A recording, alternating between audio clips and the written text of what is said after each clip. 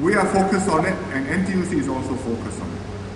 Recently, I had a dialogue with the NTUC Central Committee. We spent about 2 hours. I went down to OMB, 1 Marina Boulevard, and closed doors, they spoke frankly, no holds barred. The Central Committee members were very seized with this issue. For 2 hours, we spoke about nothing else except low-income workers. What can we do? What can we not do? What more can we decide on and carry out to address this problem? So I spoke to the Central Committee members very frankly. I said, this is not an easy problem to solve. Countries around the world are grappling with it, and there are no shortcuts. You can pass laws, you can have a minimum wage. By law, employers must pay workers so much money. Or you can shut out foreign workers and say, they are taking away my jobs, kick them out. It will not solve the problem. But there are things which we can do to tackle this. And all those things which are sensible, we are doing them. All the things which are promising, we will try them out. And if they work, we will put more resources and build on them. So the government is investing in continuing education and training. Lim Swee Say gave you many acronyms and initials just now. I just add one more, CET, Continuing Education and Training. That's what the Employment and Employability Institute is about, E2I. That's what the courses which we run, the job upgrading, the job restructuring, redesigning. That's what the Workforce Development Agency is about, in a very large part. Making sure that there is continuing education and training and equipping workers to be able to benefit from this so that they can become self-sustaining and can work. And if we have to do it worker by worker, one by one, retail, not just as a government department, but in the CDCs, with social workers, with counselors, job counselors, with advisors to hold their hand, we will do it. And it can be simple things. I didn't bring slides to show you like Swee Say just now, but I was talking to Matthias Yao a few days ago, and he was telling me some of the things which he did in Southeast CDC.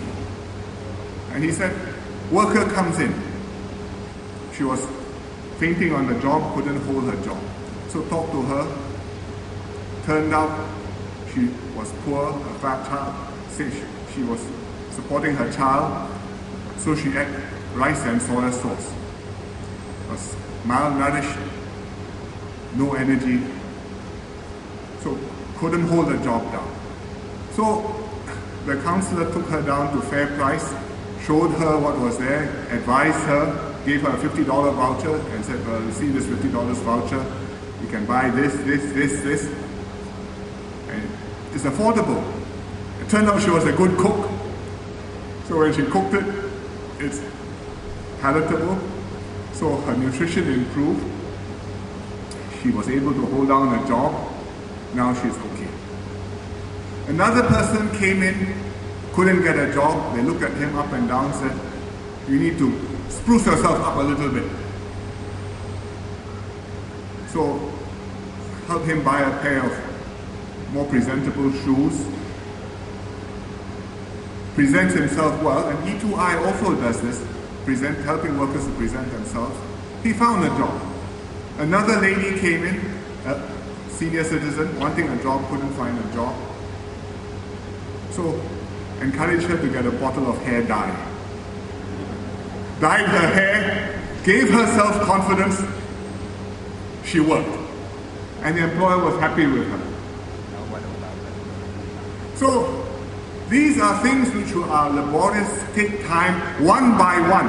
But if we need to do it one by one, we will do that, and we will get the organization to do it like this all over Singapore.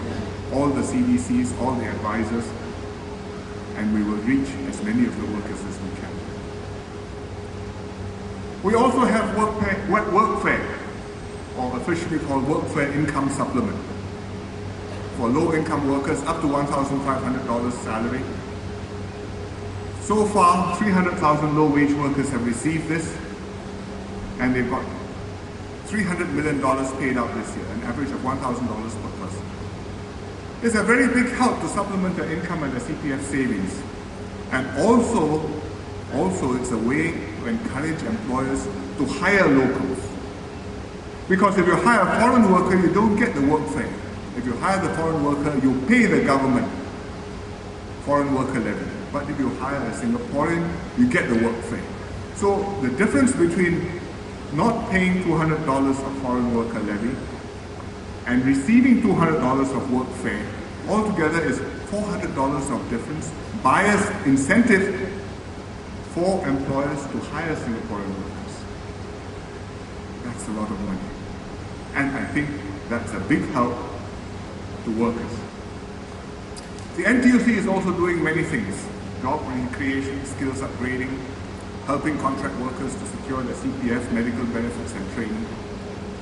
And I encourage NTUC to pay attention to these contract workers because they are often non-unionized, and in fact they are the most vulnerable and most in need of somebody to represent them and find a way to speak for them and bargain for them so that they can get a fairer deal when they work. Swee Say is personally leading many of these efforts, and he and the NTUC have the government's full backing and support.